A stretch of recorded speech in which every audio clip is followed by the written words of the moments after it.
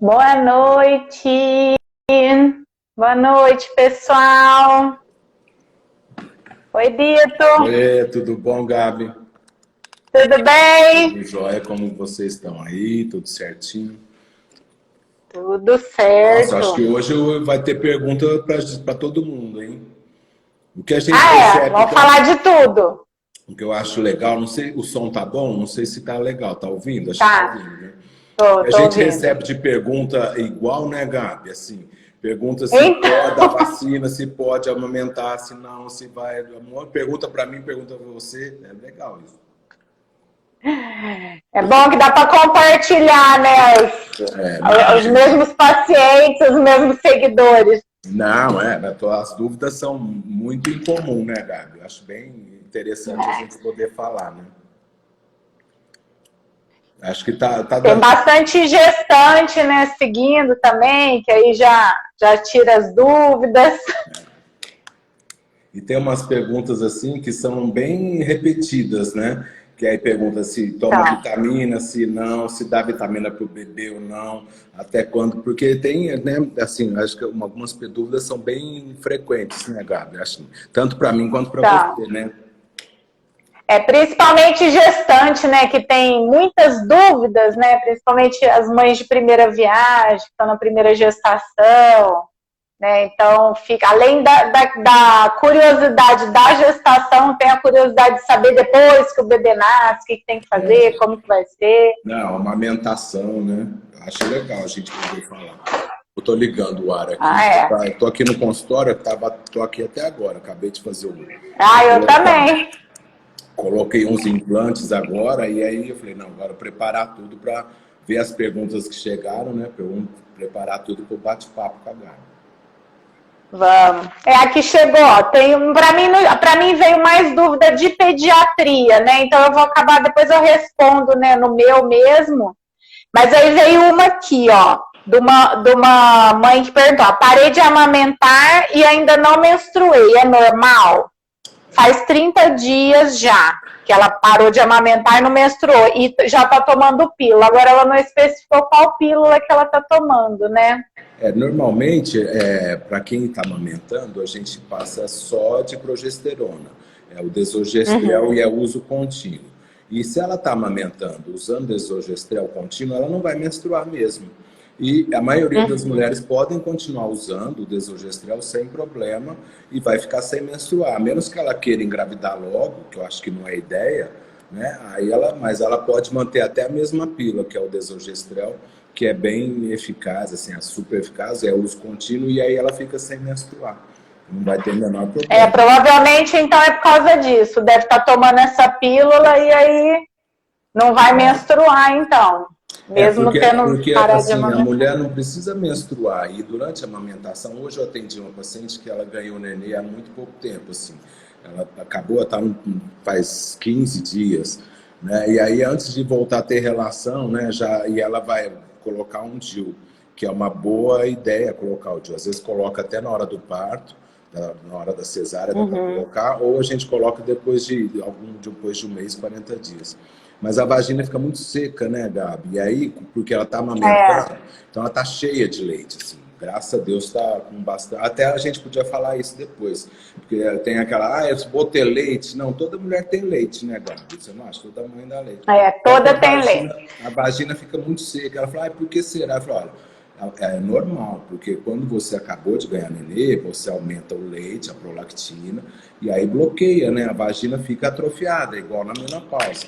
O que a gente tem que tranquilizar é que isso é normal, é fisiológico, e que a gente pode passar uns cremes hidratantes, tem como a gente fazer várias coisas para estar ajudando. Hidratar com hormônio, hoje tem ácido hialurônico para pôr intravaginal, que não precisa, quem não pode usar hormônio. A gente pode fazer algumas aplicações aí de laser, de frax, mas o importante é tranquilizar, que essa vida tumultuada de pós-parto, bebê, amamentação passa, né, Gabi? Não passa. É, passa rápido. Deixa eu te perguntar, que você falou do DIU logo que o bebê nasce. O DIU que coloca logo depois da gravidez que o bebê nasce é de hormonal ou tem que ser o de cobre que não tem hormônio? Pode ser qualquer um, porque o hormonal é o Mirena ou o Caline, que tem progesterona. E a progesterona não pode amamentar. Não atrapalha a amamentação. Então, se a pessoa se ela tem, eu não quero menstruar de jeito nenhum, a gente coloca um hormonal. E vale para 5 anos. E se ela fala, não, eu quero não ter hormônio, eu quero voltar a menstruar logo e tudo, aí a gente pode pôr o de cobre. Mas pode pôr qualquer um dos dois. Mesmo hormonal é de progesterona. E mesmo é uma boa opção, né? Porque vai estar, né? Tudo bem que depois que o bebê nasce, né? Até a mãe resolver ter ânimo para namorar depois também. Tem que muda a vida no começo, né? Mas depois vai. Muda. Eu tô dando umas depois ideias. Vai ajeitando. Eu tenho que dar umas ideias, porque eu acho que a mulher, o que a gente tem visto muito, não sei se você vê também, porque às vezes está dando muito blues, depressão pós-parto, e assim, mas não chega a ser uma depressão, mas é aquela tristeza, aquele blues, aí a mulher acha que não vai voltar à vida normal nunca mais, a rotina. Mas volta, a gente tem que tranquilizar, tem que fazer... Eu acho que a mulher tem que parar, porque se você ganha bebê, nos primeiros 10 dias, se você acorda, você fica de pijama, camisola, a hora que você vê à noite, você está do mesmo jeito, porque o bebê te envolve o dia inteiro. Dá muito trabalho. Os dias são todos iguais, respira, bebê o dia todo. E aí tem no início tem aquela coisa, será que eu vou dar conta? Será que é assim ou não? Então, a gente tem que tranquilizar que isso é uma fase que vai passar. Mas o que eu estimulo, não sei, você também estimula, é assim, olha, fica um tempo sozinha, vai fazer uma caminhada, vai no cabeleireiro, porque ela tem que ter pelo menos 1 hora para ela pensar. Tirar 1 horinha, né? Senão fica a cabeça... 1 horinha para ela. Isso é comum, porque a mulher, depois que tá com o bebê nos braços, ela abdica da vida dela em prol do bebê. Então, o tempo vai passando, então chega 1 hora, né? Às vezes a criança já com 2 anos, já tem uma certa independência, e a mãe tá naquela dependência, né? Então eu falo, você precisa descobrir que existe vida após a maternidade, né? Então começar a se cuidar, porque a mãe quando tá bem, o bebê também fica bem. Exatamente. Tem muita culpa, né? As mães se sentem muito culpadas em achar que não podem ter o tempo delas. Então, isso, aos poucos, a mulher tem que exercitar isso, tá? Então, eu oriento muito, assim, a rotina do bebê, justamente por causa disso, porque eu acho que a mãe precisa ter o tempo dela, ela precisa ter o tempo com o marido dela, nem que seja para conversar, precisa ter uma rotina saudável para ficar bom para todo mundo, tanto para ela quanto para o bebê, né? Tanto que assim, a mãe que tem, os artigos recentes mostram assim, quando a mãe tem uma depressão pós-parto, um blues muito forte, que é quando aquela tristeza e tal, então o que o bebê sente? Não, na verdade, o bebê chora mais. Então, o chorar mais do bebê é uma maneira dele falar, eu tô aqui, viu? Tá? Da maneira que ele tem de se comunicar. Então, assim, não acho que não precisa deixar o neném chorando, né? Essa tal da amamentação, livre demanda, que é hoje o que todo mundo... Mas isso tem que ser nos primeiros 6 meses, né? Acho que tem uma coisa bem complicada, mas que o bebê chora mais da mãe que tem depressão pós-parto. Porque ele é uma maneira dele falar, eu tô aqui, porque não se preocupa que eu tô aqui, não vai... Então, quando ela fica calma, o nenê também fica calmo. É engraçado isso. Isso é comprovado, na verdade, no nosso dia a dia, né? Eu falo que tem coisa que precisa nem de estudo pra gente saber, porque eu falo, geralmente as crianças os pais que são tranquilos, a criança é tranquila, isso é visível. A criança sente o ambiente que ela tá, né? Então, assim, não é para as mães se culparem, não posso ficar nervosa. Não, mas assim, você tendo confiança no que faz, eu falo muito disso aqui, né, no Instagram, da confiança da mãe, da confiança. Por isso que é importante a mãe se informar, ela sabendo o que ela tá fazendo, ela vai seguir o instinto dela, entendeu? O instinto não erra, né? Claro que a gente acaba errando, mas a gente vai aprendendo e tudo isso faz parte. Então, é interessante, assim, a primeira consulta, né, quando a mãe vem com a criança, né, tá com aquela cara de acabada, né, amamentando, aquele todo estresse do primeiro mês, então a gente conversa, né, tenta passar confiança, ver que o bebê tá mamando bem, tá ganhando peso, tentar tranquilizar, Você vê que já na próxima consulta a mãe já está bem mais empoderada, já está sabendo o que está fazendo, já conhece aquele bebê. Então, é muito importante a mãe olhar para aquele bebê e ver o que o bebê precisa. Eu estou sempre falando muito disso, não fique escutando palpite, olha para o seu bebê, isso é instintivo, você vai saber o que fazer, né? Escuta o seu coração que... Você é uma pediatra que acolhe, eu sei que você, assim, na primeira consulta, que é aquela consulta que você vai explicar tudo, então você acolhe, você explica, então isso a gente sabe e é muito importante, porque tem mãe que fica perdida, né, Gabi? Agora, fica muito. O que eu queria te perguntar, assim, como que você, nessa primeira consulta, então o nenê nasceu, passou uma semana, ela tá totalmente, o peito tá doendo e ela não tá amamentando, como que você orienta para essa livre demanda para ela ficar tranquila? Como que é para a sua orientação? A maior preocupação... A maior preocupação das mães é o medo da criança passar fome, né? Da criança não ganhar peso suficiente, de não ter leite suficiente. Eu acho que esse é um medo geral das mulheres, né? Então, é aquilo que você falou. Toda mulher tem leite, né? Então, eu oriento isso. Na verdade, a primeira pergunta que eu faço, você quer amamentar? Então, você vai amamentar. Tá? Porque tem muitas mulheres também que optam por não amamentar. Então, a gente orienta que é o melhor, mas eu respeito muito a decisão de cada uma. Não pode julgando a decisão de ninguém, né, Gabi? Então assim, né, cada um sabe da sua vida. Então, eu oriento, eu evito prescrever fórmulas nos primeiros meses, principalmente para aquela mãe que quer amamentar. Então, eu pego muito nisso daí. Então, eu tento tranquilizar, mostrar que ela vai ter leite, boto sempre o bebê no peito para ver se está sugando bem, né? Aí que a gente vai para a parte do tá sustentando, né? Porque é muito importante a mãe saber que o leite demora uns dias para descer. Isso é uma coisa que ninguém fala na maternidade, que é o que tinha que ser falado, porque as mães ficam preocupadas com isso. Na maternidade eu não tinha leite. Eu falei, mas ninguém tem leite na maternidade. Você tem o colostro, né? E a natureza é perfeita, o leite vai descer depois de 3, 4 dias e para isso precisa pôr o bebê para sugar toda hora. E não é fácil, né? Amamentar precisa de técnica, precisa de muita boa vontade.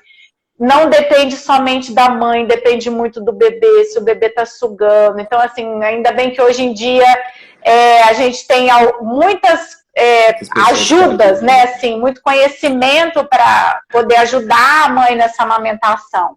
Então, isso é importante. Então, a primeira orientação é essa, é tentar passar confiança para aquela mulher, para aquela mãe, que ela é capaz de amamentar, que se ela quiser, ela vai sim ter um sucesso na amamentação, porque depende muito dela, da persistência dela, ter uma boa rede de apoio, tá? Isso assim... Rede de apoio hoje é fundamental. E não tem que ficar com receio de pedir ajuda para a mãe, para as pessoas mais íntimas. E o que eu acho que a gente tem que também... Tem gente que dá muito palpite, né, Gabi? Você sempre... Muito. Eu fico para morrer com esses palpites, viu? O meu lema aqui que eu falo para todas as gestantes no final, porque palpite vem também no final, na hora do parto, até...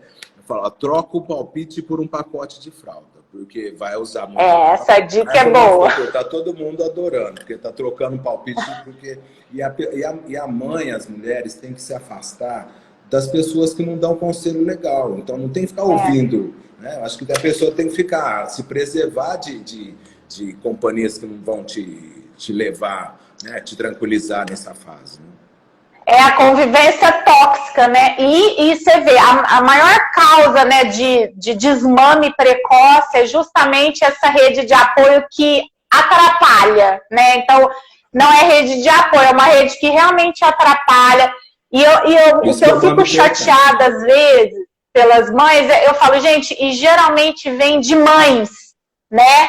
Avós, tias, vizinhas, que são mães, que sabe tudo que aquela mãe está passando, entendeu? E acaba falando muita besteira e acaba baixando mais ainda a autoestima daquela mãe. Então eu falo, se não tem nada de bom para falar, fica quieto. Isso, na verdade, é um treinamento para todo mundo. Todos nós tínhamos que exercitar isso, entendeu? Abre a boca para ajudar. Entendeu? Crítica construtiva não é crítica construtiva. Eu acho que assim, eu também recebi umas perguntas assim, tipo, o que fazer com a mama para poder dar leite? Não tem, a pessoa não tem milagre na mama, porque não precisa passar creme, não precisa esfregar kombucha que você vai se machucar, não precisa ficar tomando altas coisas. O que a paciente tem que fazer? No pré-natal, o que eu falo, a gente tem que fazer algumas coisas para nascer o neném bem, muitas coisas, né? Mas principalmente pro leite, ela tem uma alimentação legal, ela tem tomar as vitaminas legal e tentar ficar tranquila. Mas com a mama, fisicamente, não tem o que fazer, né? Às vezes, vez ou outra, quando tem um mamilo invertido, a gente usa aquela concha para ele everter, mas também é uma coisa que é muito, às vezes nem precisa. Mas não tem que ficar esfregando com bucho, porque a hora que nasce, aí que você vai ter a pega correta, né? Que é o mais importante. Aí o próprio bebê que vai moldando aquela mama, né, para ele poder mamar. Agora vamos falar de uma coisa que perguntaram, quais as vitaminas que interferem. Eu acho bem legal falar isso, porque a gente tem que, todo mundo sabe, eu quero que você fale daqui a pouco, das vitaminas que o nenê toma quando nasce, que a gente passa, né?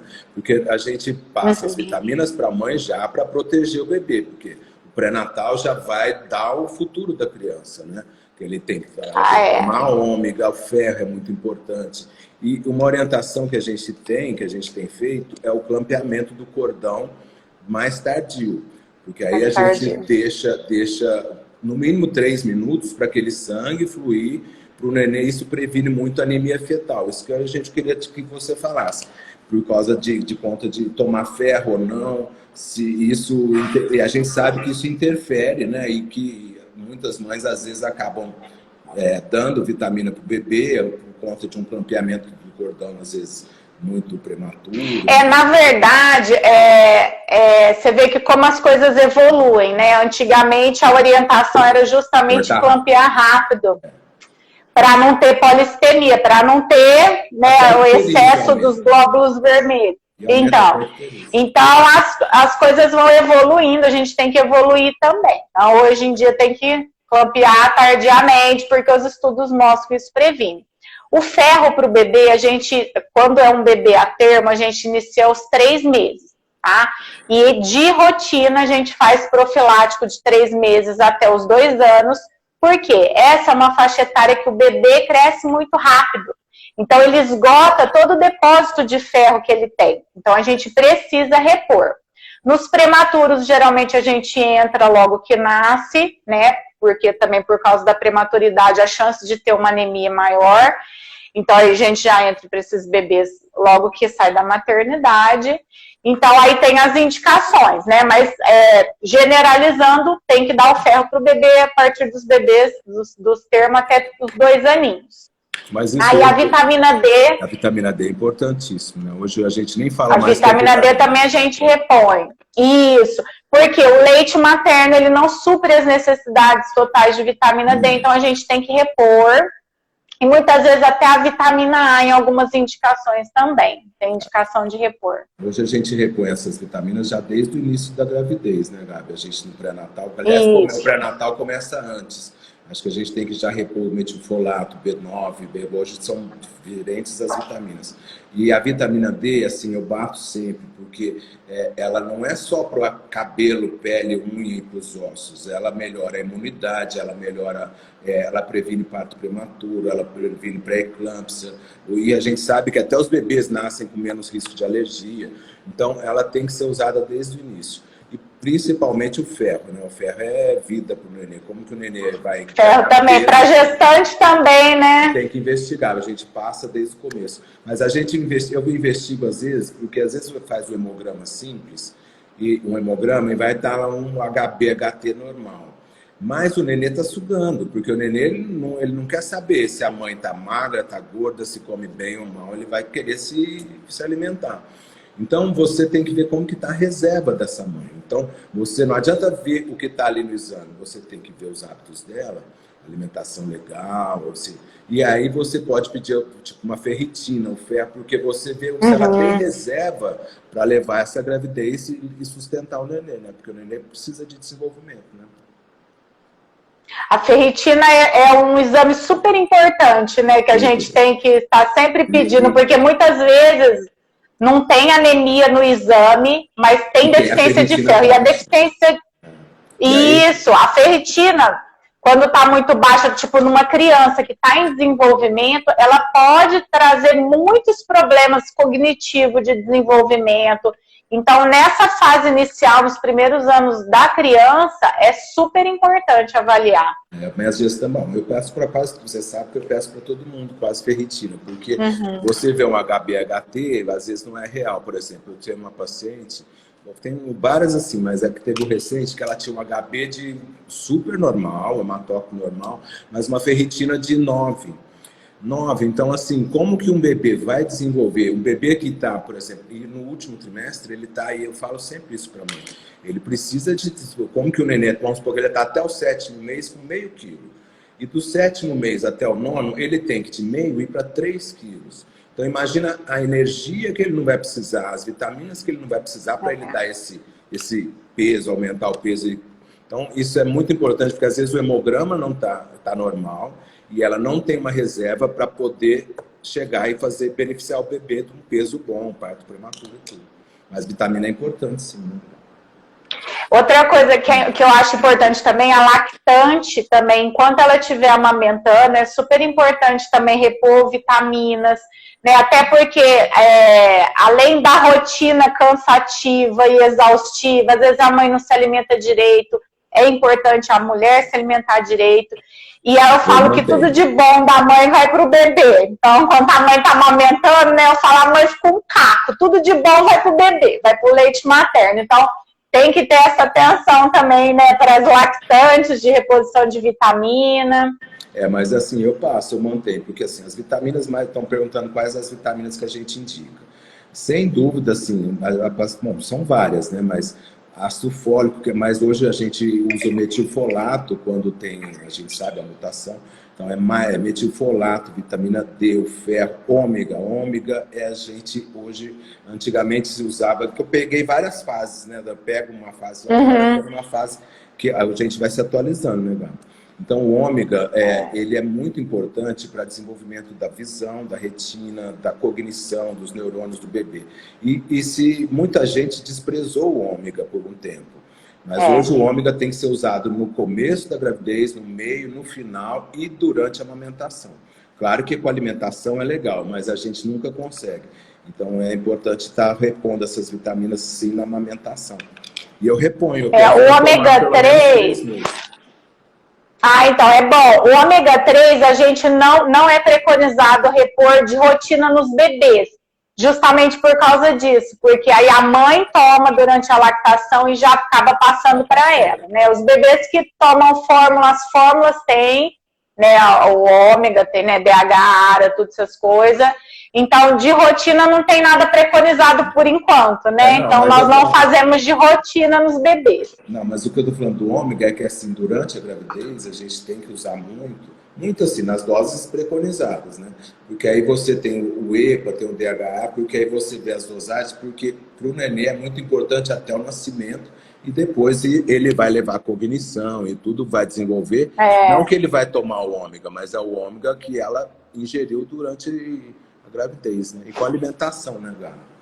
Ô, Gabi, você tem alguma recomendação do que pode comer ou não? Se pode comer chocolate, por exemplo. Chocolate amamentando, vai dar cólica no bebê? O que dá cólica? Então, não tem nenhum estudo que comprove isso, né? Que o que a mãe come dá cólica ou piora a cólica do bebê. Então, a princípio, eu oriento as mães não restringir nada, ter uma alimentação saudável, né? Porque quanto mais saudável ela comer, mais saudável é o leite dela. Então, a princípio não tem nada que comprove. Porém, eu falo para a mãe, você observa, né? Se algum dia você comer alguma coisa que você acha que piorou, aí você suspende. Geralmente, alimentos mais doces, mais gordurosos, podem acontecer, mas, né, não tem nada comprovado. Suco de laranja. Então... Suco de laranja dá cólica no bebê? Paciente pergunta. Não. Não. Não dá. É igual refrigerante. Remosa. O que é coisa remosa? Que todo mundo, não pode comer remoso. Claro que a gente sabe que é coisa muito gordurosa, mas eu acho que tem muito mito, né? A gente aprende umas coisas de criança, vem crescendo com aquilo. Né? Mas algumas Gabi, mas ela pode tomar refrigerante, feijão? Eu falei, pode, isso vai dar cólica em você, não no bebê, né? Vai dar dor de barriga e gases na mãe, não no bebê. E tem algum alimento, assim, que... Tudo bem que a gente está falando da cólica, que eu acho que também que não tem... A gente orienta uma alimentação saudável na amamentação, ela já sai, eu saio aqui para a paciente, ela na última consulta, que ela já pega na primeira listinha de alimento, depois no final uma listinha do que ela com as frutas e tal, que ela vai ter que comer já na maternidade. Mas e que você acha de o que não comer que vai fazer mal para o nenê? Tipo, peixe, igual a gente fala para gestante, não pode comer carne crua, não pode comer peixe cru. Isso aí também tem na amamentação, ou não? Não, na amamentação não tem problema, né? No caso, seria tipo o peixe cru, a comida japonesa, a gente não indica para crianças menores que 4 anos, mas para lactante não tem problema, não. Tá. Pode comer, não tem problema. Aí, deixa eu ver, tem mais um monte de perguntas aqui, Gabi. Agora, Gabi, deixa eu te perguntar outra coisa que me falaram esses dias. Acho que eu conversei isso com você, mas só para a gente falar isso, das pomadas, né? Que é assim, eu passo pomada toda a troca de fralda ou não passa? Se troca o bebê, assim, o que eu imagino é que vai deixar o bebê, fez xixi, troca toda vez xixi, até quando depois, no primeira semana, claro, né, que todo mundo tem que trocar todo ano. Mas quando você permite, acha que você considera que não, pode trocar essa fralda depois, passa pomada ou não passa para proteção de assadura? Então, a pomada eu recomendo, tá? Mas é uma conduta minha, tá? Então, eu vejo muitos pediatras que não recomendam passar pomada, mas eu recomendo, porque a pomada de assadura, ela tem vitamina A, entendeu? Ela faz uma camada de proteção. Então, além de proteger a pele do bebê, que é muito sensível, ela ajuda a hidratar aquela pele. Então, mantém a integridade daquela pele. Então, eu recomendo passar pomada em todas as trocas de fralda. Então, fez xixi, vai trocar, limpa tudo que tiver de resíduo ali, de fezes, de urina, e passa a pomada de assadura. As trocas, eu fiz xixi, eu já oriento a trocar, porque se fica muito úmido, pode dar uma candidíase, né? E o bebê tem a pele muito sensível. Mas assim, vamos supor, o que eu não acho legal é, tipo, acordar o bebê para trocar. Então, se o bebê tá dormindo, deixa ele. Se ele ficar incomodado, ele vai reclamar, tá? Então, é o tal do negócio do instinto, de você confiar no seu bebê, tá? Então, se tiver alguma coisa incomodando, se ele fizer cocô, ele vai te avisar, ele vai avisar, e você vai e troca. Né? Agora, se vê que a fralda tá cheia, mesmo que o bebê não tá reclamando, vai lá e troca também, né? Limpa, higieniza tudo e passa a pomada. Então, eu sempre recomendo que passe a pomada em todas as trocas. Não, eu só estou perguntando porque às vezes sempre fica assim, passa a pomada, não passa, aí a pomada, a melhor pomada, você vai recomendar. Então, porque hoje, né, com esse negócio de rede social, né, a gente vê de tudo, então vê todas as orientações. Né? Então, assim, eu sempre falo, tipo assim, geralmente eu me posiciono, né, a gente costuma se posicionar, mas eu falo para a mãe, eu falo, olha, eu vou dar as orientações e você vê o que vai funcionar para você, né? Porque a mãe tem que estar informada para ela poder buscar e ver o que o bebê dela está precisando. Então, eu tenho pacientes que eu recomendo passar a pomada, mas tem mãe que fala assim, eu tô deixando assim, tá tudo bem, o bebê tá bem assim, então ela que sabe do bebê dela. Né? Então, eu te dou as recomendações e aquela mãe que vai ver o que é importante para o bebê dela. Aqui a Luca está perguntando, recomenda que passe desde os primeiros dias? Sim, eu recomendo desde os primeiros dias a pomada. Mas eu acho que tem que, no começo, sim, né, Gabi? Porque o bebê é muito, muito sensível, né? E aí a gente fica... Agora, uma coisa que eu quero comentar e que perguntam, e o sabonete neutro, né? Porque todo mundo quer usar sabonete neutro, acha que é legal, tal. Sabonete neutro para o bebê, né? E hoje muitas mães têm usado sabonete neutro na vagina, tal. O sabonete neutro você libera qualquer sabonete, tudo normal. Então, para bebê, geralmente eu libero sabonete líquido glicerinado. Porque o sabonete em barra, ele tem um pH mais alto.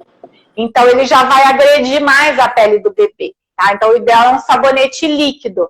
Tem um novo agora da Granado, não é aquele comum, né, o amarelinho e o roxinho. É uma linha nova, chama linha dermocalmante. Ele é ótimo para quem tem dermatite atópica, para bebê, porque ele não tem perfume, que é uma das coisas que costuma dar alergia na pele do bebê. Eu falo que ele é até meio fedidinho, porque ele não tem cheiro, tá? Mas ele é ótimo, assim, para hidratar a pele, tá? Outra coisa que eu acho legal também, além do sabonete falar, eu não recomendo nenhum tipo de cosmético para bebê. Então, bebê até os 6 meses, não usar nada, tipo hidratante, repelente não pode, perfume, talco, óleo Johnson's, nada disso é recomendado. É somente o sabonete na hora do banho e a pomada de assadura. Tá? Então, assim, quanto menos moda inventar, melhor. Agora, o sabonete neutro, a gente tem, acho que é o neutro, mas é porque muitas mulheres se perguntam, pode vagina para usar e como íntimo ou não. Na verdade, o sabonete neutro, a pele não é neutra, a vagina não é neutra. O produto tem um pH que a gente tem que manter na vagina, no caso, um pH ácido. Então, a gente tem que usar, não é o mesmo sabonete que é neutro, serve para tudo. Então, a gente tem que adequar, né, Gabi? Mas hoje tem cada linha bem legal no comércio, né? Então, porque a gente tem umas coisas que a gente cria, o mito, e vai levando, né, aqui. Esses sabonetes íntimos hoje são ótimos. Eu recomendo até para criança mesmo, sabonete íntimo, né? Aquelas meninas que estão naquela fase que dá aquelas vulvaginites, né? De desfraude.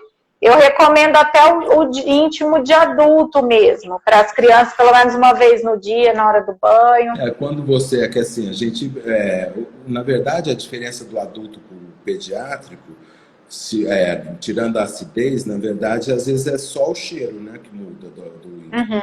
Mas o que às vezes é o corrimento de criança, que às vezes a gente vê bastante. Tem que avaliar se não está com... Às vezes é um hipoestrogenismo, às vezes a vagininha ficou um pouco irritada, porque o homem não tem esse problema, porque o pipi e o xixi sai para fora. Agora, a mulher já desde pequenininha, então o xixi fica ali, pode entrar. Então, às vezes ela tem uma falta de hormôniozinho, às vezes a gente fica usando só pomada para coceira, e aí você cria uma pele muito rosa, muito fina. Então, a gente tem que ver o que se é a causa, né, dessa dermatite. Se é mesmo uma micose, fungo, ou às vezes pode ser outra coisa, né? Que a gente vê bastante. Aquelas vagininhas que ficam fechadas, que a gente tem que ir abrindo, né? Toda semana, por causa de hipoestrogenismo. Né? Porque a mulher a menina pode já falar. nasce, às vezes ela nasce... Eu já tive bebê, menina, que nasceu menstruada. Aí a mãe fica desesperada. Menstruada, assim, saindo sanguinho da vagina. A gente fala que é menstruação, mas na verdade é porque o hormônio da mãe passa para bebê. Então a bebê tem um excesso de hormônio por conta da mãe. Isso depois vai caindo. Então, quando cai esse hormônio, aí a vagina tende a ficar bem pregadinha, que são as sinéquias. Então a gente tem que avaliar, porque não é só para chegar e abrir, tem que ver se passa algum cremezinho, né, para poder, que é muito comum, né, acontecer. As mulheres já sofrem desde que nascem, né? Elas já tem que nascer. Geral, mesmo. A mulher já nasce complicada. Ô, Bi, deixa eu te perguntar uma coisa, né, sobre a Sinex, aproveitar que você está falando. Você tem muito caso assim que é cirúrgico? Muito geralmente pouco. Abre com a pomada, né? Geralmente só com a pomada, usando a pomada certinho. Nossa, assim, olha, se eu te falar, o cirúrgico eu tive tão poucos casos até hoje. Já tive, claro. Mas você usando a pomada, aí os cuidados da higiene, não ficar usando muito corticoide, porque às vezes tem mania de tudo passa um corticoide, né? Então isso também vai deixar a pele mais irritada, pode colabar. Então, se a pessoa usar o hormônio, tiver paciência, a pomadinha certa, tiver paciência de fazer a massagem adequada, não precisa de cirurgia, muito difícil. E depois de uma certa idade, ela vai começar, a vagina fica um pouco mais profunda, então o hormônio vai acabar normalizando. Mas a cirurgia... Aí acaba abrindo mesmo, né? A correção cirúrgica é muito rara, assim. De falar que eu fiz pouquíssimas. Já tive que fazer, mas são muito poucas. Mas tem que ter paciência de fazer a massagem, né, Gabi? E usar a pomada de hormônio, usar por um tempo que seja eficiente. Porque às vezes usa uma semana, não vai adiantar. Né? Então você tem que passar, às vezes, 2 meses, mais dias alternados. A gente sempre orienta assim, para poder avaliar se... E aí melhora muito. Né? Aí, Ana, pode falar.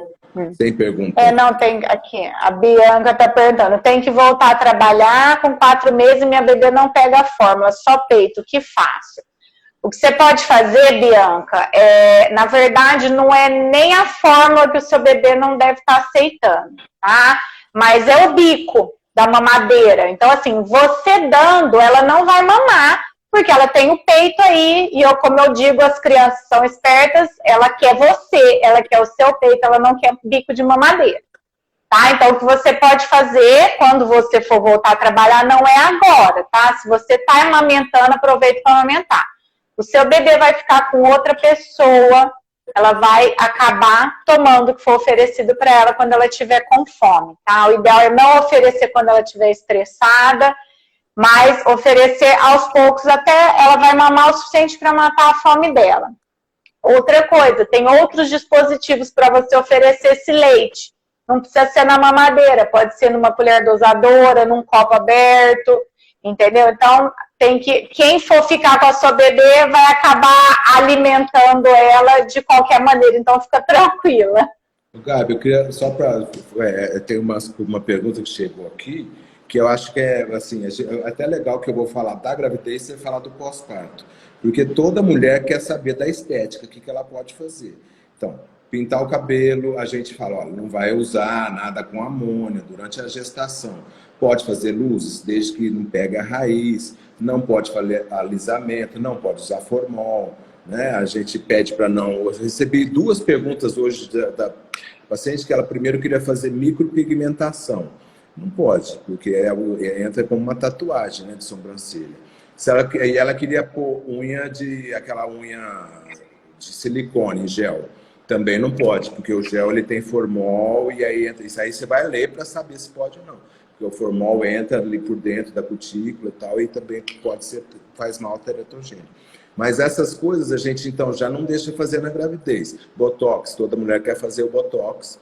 E não pode durante a gestação. Então, tintura, alisamento, botox, tatuagem, né? E aí depois nasceu. E ela quer fazer amamentando. Você libera? Como que é? Me explica. Então, tipo, tatuagem é liberado na lactação. Agora, formol, alisamento, nem mesmo as tinturas eu libero. Não libero nada, eu sou bem conservadora. Eu libero só, assim, alguma cerimônia, né, para poder... Mas tipo shampoo tonalizante. Mas cintura... O Botox, ele até é liberado na lactação, tá? Mas, às vezes dá para esperar, né? Então, assim, eu acho que o bom senso manda muito nessa hora. Sabe? Mas eu não costumo liberar muita coisa, não. Eu mando as mães esperar, falar, você já esperou a gravidez toda, dá para aguentar mais uns meses. Espera mais um pouquinho. Porque elas querem fazer formol. As mulheres querem fazer a progressiva, querem fazer Mas, assim, na gravidez a gente fica segurando ao máximo, né? Mas depois também tem que segurar um tempo, então. Eu seguro? Não, porque também, se for, é uma coisa que às vezes também não vai... já esperou tanto tempo, né? Eu acho que até já... Não, e eu acho que expõe muito o bebê, entendeu? Tipo um formol, vai expor o bebê pode intoxicar, então assim... Não, formol eu acho bem prejudicial, não acho que não tem porquê fazer isso, acho que dá para esperar. E tudo que tem chumbo, a gente tem controlado até protetor solar que a mãe passa para não ter parabeno, para não ter intoxicação para o bebê, para não ter contato. Mas tem que segurar um tempo também, né, Gabi? Não pode sair fazendo tudo depois que ganha o neném, não. Né? Tem algumas coisas que acho que liberam, né? Essas ultraformas, essas ondas que estão fazendo. Acho que isso não tem problema, mas coisa química que, né, eu acho que é complicado. Drenagem da gestação. Nossa, deve fazer. Acho que drenagem é ótimo. Faz a gestação. E assim, acabou. Drenagem é ótimo. Já pode fazer. Cesárea, depois de... Chegou em casa, tá bem, já não tá com... Né, o parto normal, já pode uma semana estar fazendo, porque ajuda a desinchar, né? Retém muito líquido, né? Ajuda. Eu sou drenagem é ótima, né? A drenagem é boa. Até porque fazer a fisioterapia. Depois da cesárea, dá uma boa inchada, né? Depois que o bebê nasce. Parto natural ainda é feito aquele corte na vagina? Não, olha, o parto natural, hoje, o parto humanizado, a gente só faz o que está de acordo com o que a paciente concordar. A gente não faz o que fazia sempre, epísio para todo mundo, não. A gente explica, conversa com a mãe, não, olha, não vai fazer epísio, não vai ter intervenção. A gente não interfere em nada, né, que não seja realmente natural, que é o parto humanizado, mas tudo tem que ser de acordo com ela. Ela tem que saber, olha, então, olha, o nenê está grande, vai machucar a sua vagina, pode fazer um corte, a epísio? Aí, se ela concordar, sim. Se não, acaba lacerando, a gente tem que corrigir. Mas não é para todo mundo, não. Não é só para quando tem realmente necessidade. Não faz o pique, né, o famoso pique. Não fica fazendo nada de... Hoje é muito mais natural, deixa muito mais espontâneo, né? Não pode ficar o corte na vagina. Tem gente que fazia epísio, fazia umas epísios muito longas, profundas. Não tem necessidade. Nem se deve fazer mais isso. E o corte, como ela está falando da passagem do bebê, só se realmente tiver necessidade, a gente conversa com a mãe, né? Se tiver indicação médica, né, aí tem que fazer. Mas às vezes, né, sempre dá, quando vai lacerar, a gente acaba, olha, pode fazer um pique porque vai lacerar o canal vaginal, aí acaba concordando, claro. E tudo vai muito de o que eu até postei esses dias de parto humanizado. Porque, eu tive cesárea, não, meu parto humanizado. Parto humanizado não é só parto normal, a cesárea também é humanizada. O parto humanizado envolve muito mais o respeito entre médico e paciente e a equipe. Né? Você tem que respeitar. Tem parto normal que é um crime, assim. Você tem muitas agressões, né, subliminares, mas tem agressão obstétrica. Então, o parto humanizado é parto normal humanizado, é cesárea humanizado, mas é muito mais de respeitar o médico, respeitar a paciente e ter uma comunicação, né, Gabi? Que a gente tem que ter, né? Porque se não ficar só naquela coisa do mecânico, né? Eu acho que não é legal. Então, a humanização não é só parto normal, a cesárea também. Sempre com a comunicação entre os médicos e a equipe, né? E poder ver o que a paciente quer e explicar tudo que vai acontecer. E ela tem que estar sempre de acordo. Eu falo, meus 2 partos foram super humanizados. Foi cesárea porque eu quis, né? Todo mundo sabe que eu levanto a bandeira da cesárea. Papo, conversando, foi uma coisa que estava assim. Com o meu médico querido, com o meu pai na sala, com o meu marido na sala. Ficamos conversando. Mais uma avisada. A humanização no dia que eu quis, né? Bate-papo que a gente teve, né? Que a gente fica mais. Mas isso é muito legal, assim, porque a gente fica legal, eu falo, não, porque claro que eu fico até honrado de estar lá com você. Mas eu falo porque a gente fica muito mais tranquilo e consegue ter você é médica, claro que sabe tudo, mas a gente consegue ficar um pouco mais relaxado nessa hora, né? De tensão. Né? Mas o seu... Você lembra? Acabei de lembrar. O Jets. Lembra do... Então, meu irmão entrou também, né? Você lembra no dia que eu fiquei grávida, que eu falei, pode anotar aí que ela vai nascer dia 7 de março. Você, calma, primeira consulta. Ainda é muito cedo para março. Falei, não, pode anotar. Não é que ela nasceu no dia que eu quis? Mas é isso que é importante. Você, alguma coisa que você queria, que estava tudo bem, deu tudo certo. Eu achei bem legal. Mas passa rápido, né, Gabi? Passa. Quer ver? Muito rápido. Chegou uma pergunta aqui. Ainda é utilizado no bebê o nitrato de prata logo após o nascimento? Sim, é usado no olhinho, que a gente chama de credê, né? Que é para prevenir a oftalmogonocócica. Então, ainda é usado. De rotina, não costuma causar problemas para o bebê. O teste do pezinho vocês estão fazendo depois de uma semana. Aí no posto de saúde tem o estendido ou é só o simples ainda? Você tem que encaminhar? Ainda não, foi aprovada a lei, né, esse ano. Agora, até ela entrar em vigor, eu não sei se vai aí mais um ano ou 2, mas parece que já foi liberado, mas ainda não está em atividade. Porque me falaram, perguntaram se já tinha. Eu falei, olha, eu acho que no posto ainda não tem, porque o estendido ainda na rede particular. Não estão fazendo.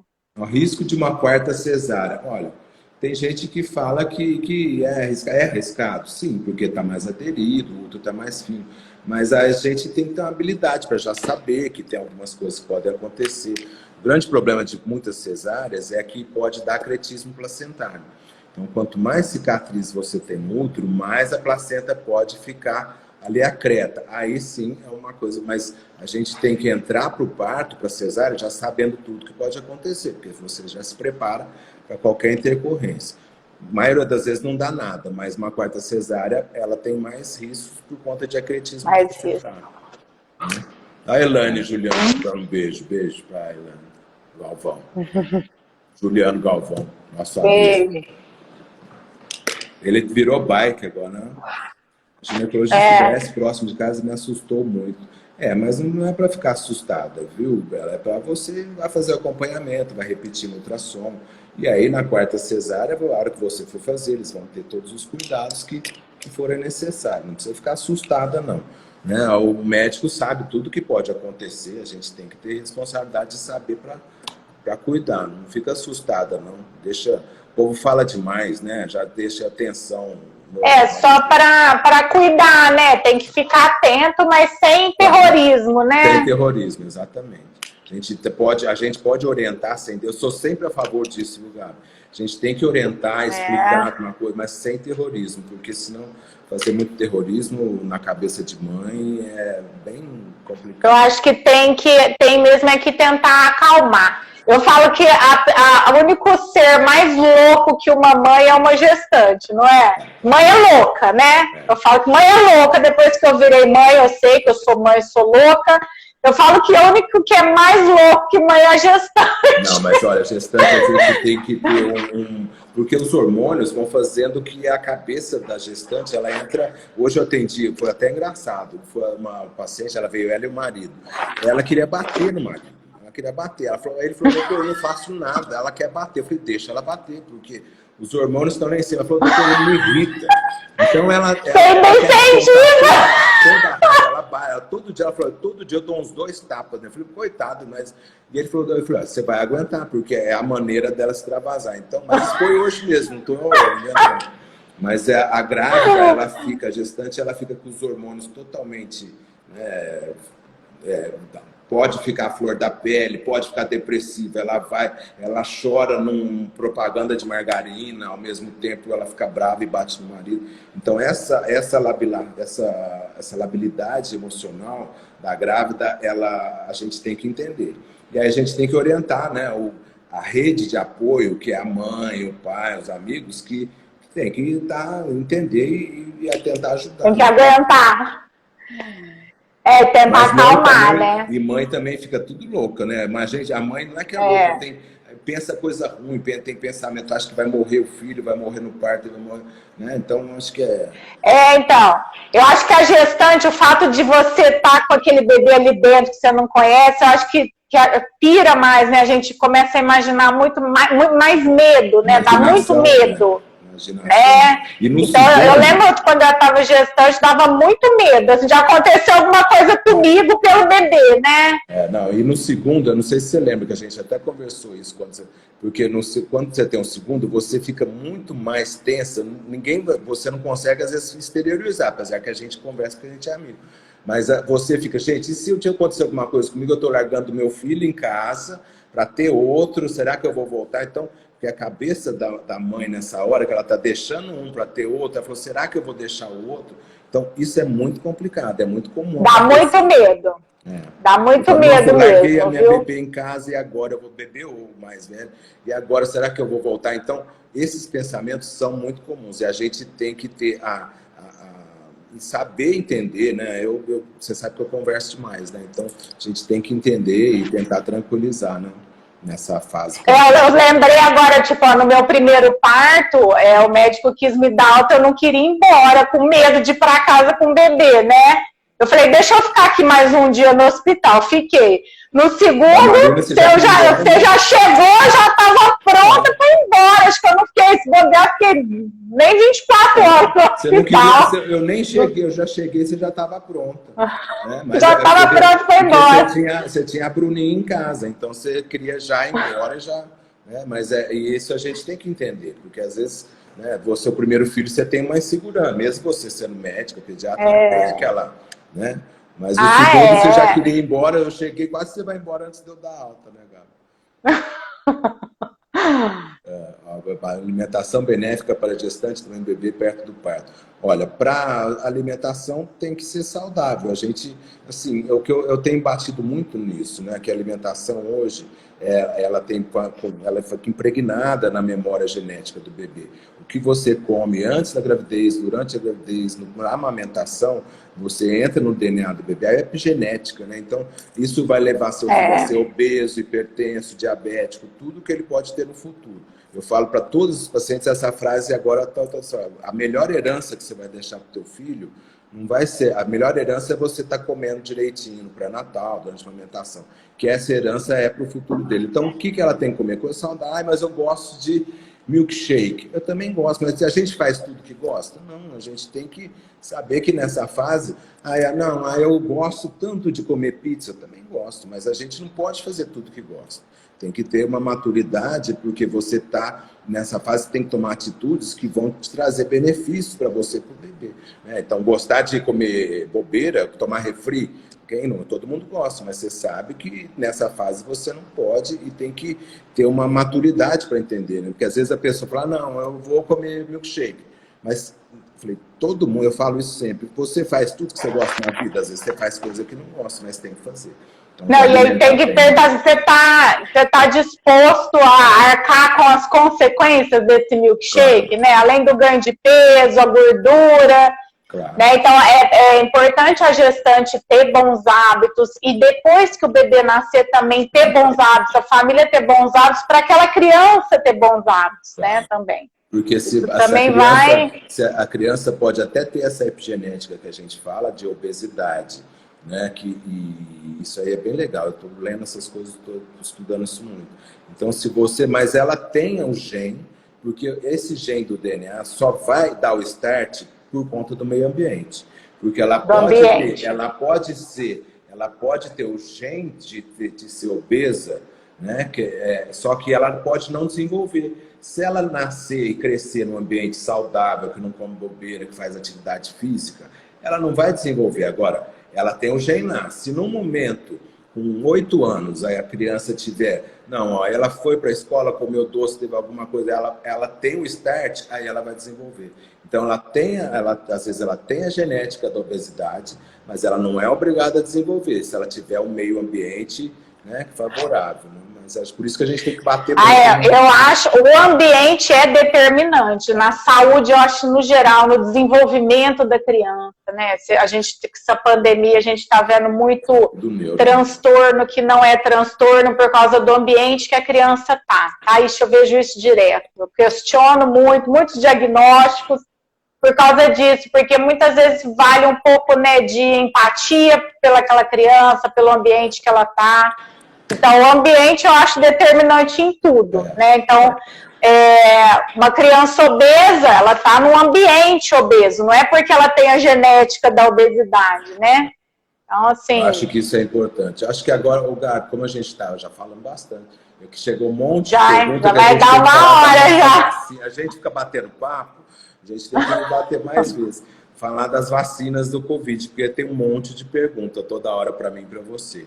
Assim, então, falar que assim, o protocolo que eu vou falar da gestante, depois você fala da amamentação, que a gestante tem que ser vacinada. Hoje não precisa nem de cartinha, vai tomar vacina de preferência da Corona ou da Pfizer, da Coronavac ou da Pfizer. E se tomou a AstraZeneca, porque eu tenho várias pacientes que tomaram a AstraZeneca na primeira, antes de estar grávida. E aí se descobriu grávida depois de um mês, aí depois tem que tomar a segunda dose. Então hoje o recomendado é que se tomou a primeira vacina da AstraZeneca e engravidou, não fique em pânico, não dá trombose, não é isso, é uma coisa que é um caso muito... E aí a segunda dose, com orientação do obstetra, a gente pede para que a gente pede a recomendação que a segunda dose seja da Pfizer. Então tem que tomar, eu bato que tem que tomar, a gente tem que estimular, porque tem muita gente que ainda fala de vacina, né? E se amamentou, acho que durante a amamentação, se não tomou a vacina antes, acho que pode tomar, né, Gabi? Deve, né? Pode tomar. Na lactação, todas as vacinas estão liberadas. Porque pode tomar, deve tomar. E até da AstraZeneca, na amamentação, até da AstraZeneca. Né? Pode. Porque a AstraZeneca é uma restrição durante a gestação que eles colocaram lá, que não é porque tem A, B, C, classificação dos medicamentos, e eles colocaram numa classificação que não é indicada para gestante. Então, se não está em bula, a gente não pode usar. Mas, como é só para gestação, então na amamentação pode. Então, se tiver tomado a AstraZeneca e engravidou, eu tive 3 pacientes assim essa semana. Então, se tomou a AstraZeneca e aí descobriu a gravidez, vai tomar a segunda, a orientação a gente passa que tome a segunda da Pfizer. Mas não fique em pânico que não acontece também. Ninguém vai ter nada de trombose com a AstraZeneca. É uma coisa que foi um fato muito isolado, né? Mas eu acho que a gente ainda tem que bater bastante. E que é tão legal que eu tive pacientes que a gente conseguiu fazer imunização e depois colhemos o do bebê no cordão e tinha passado imunidade para o bebê. A gente não sabe por quanto tempo. Os anticorpos, né? E passou anticorpos para o bebê. Então isso a mãe ficou contente. Eu não tenho feito isso em todos, porque é um exame que às vezes... Né, a paciente que tem que querer fazer, eu quero ver se a vacina imunizou meu bebê ou não. Então tem que ser um exame pedido separadamente pelo pediatra e pela gente, porque não consta de nenhum protocolo. Mas eu tive alguns casos que a mãe fez o IgG do cordão e tinha lá o anticorpos, então o neném nasce protegido. A gente fica bem feliz com isso, né, Gabi? Os benefícios da vacina que muita gente ainda questiona, né? É que eu sou super a favor. Chegou pergunta, um monte de pergunta, e eu falei, perguntam para a Gabi também, que a gente sempre fala. Diabetes gestacional pós-parto deve se preocupar com a taxa de glicose sempre. O diabetes gestacional tem que preocupar sim.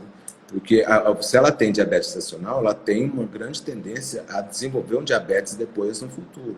Então ela tem que ficar eternamente vigilante na sua glicemia, no controle dos alimentos que têm alto teor glicêmico, fazer atividade física, porque o diabetes gestacional é um alerta de que ela pode desenvolver no futuro, né? Mandou um beijo para você, Gabi. Obrigada. As tâmaras, tâmara é ótimo para entrar em trabalho de parto. A semana passada eu estava esperando um parto normal, né? Eu te falei com a Gabi. E aí eu falo, come tâmara, vai lá comer tâmara e andar o dia inteiro. Então tem um trabalho que as tâmaras veio da Turquia, um trabalho que eu fui até rever a literatura, que tâmara é muito bom para entrar em trabalho de parto, sim. Pode comer à vontade. E mesmo sendo doce, a tâmara é saudável. Eu sou a favor da tâmara. Que bom. Nós conversamos, hein, Gabi? Nossa, adorei. Falando, já deu uma hora batendo papo. Eu tô vendo aqui, porque daqui a pouco eles vão cortar a gente. Adorei, gente. Depois a gente marca outra. Não, você tem um monte de pergunta aí para você ainda. A gente marca outra que eu vou te encher de perguntas, você vai ver. Adorei, viu, Gabi? Adorei. Também, Bito. Vamos marcar mais. Aí eu só quero agradecer, que a gente vamos combinar, né, várias vezes de fazer, pelo menos uma vez a cada 30 dias ou 40 dias que a gente faz e tira essas dúvidas em comum, né? É bom, porque você está sempre com rotação das gestantes, né?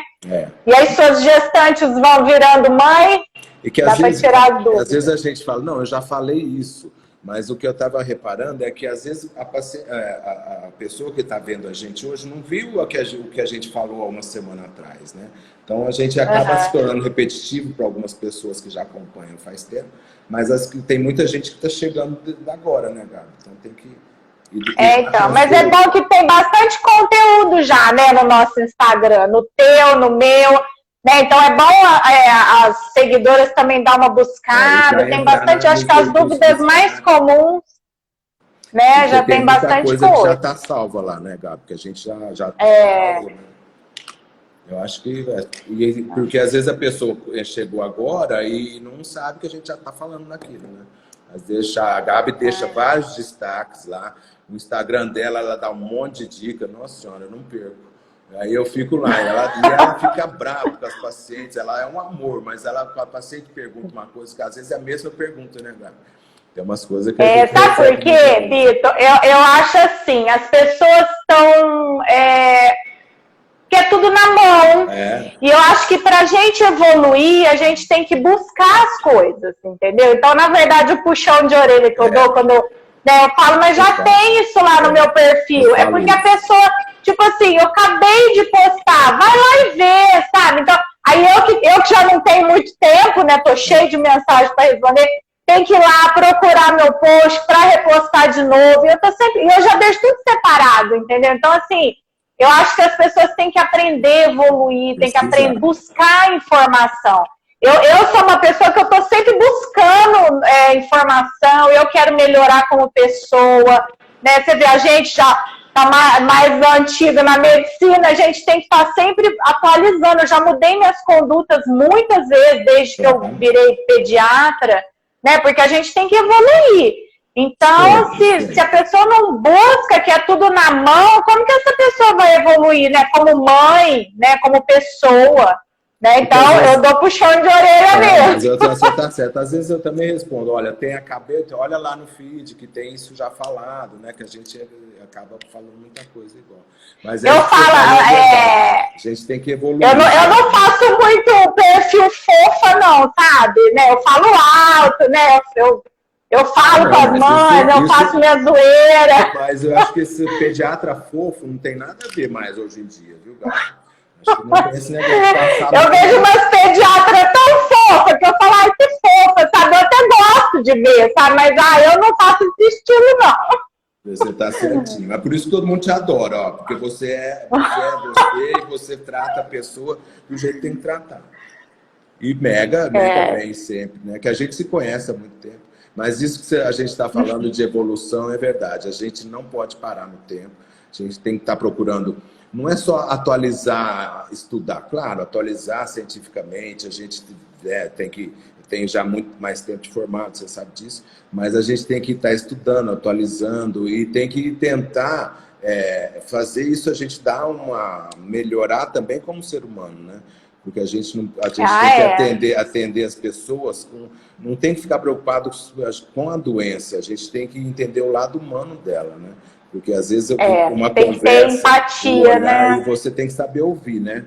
Porque a gente tem que saber ouvir para poder tentar ajudar da melhor maneira possível, né, Gabi? Sem julgamentos, né? E poder ajudar, mesmo que não seja com remédio, que seja com a palavra, ou que seja entendendo, ou que seja ouvindo. Né? Mas é por isso que a gente vai evoluindo, né? Tem que evoluir mesmo. Adorei. É mesmo.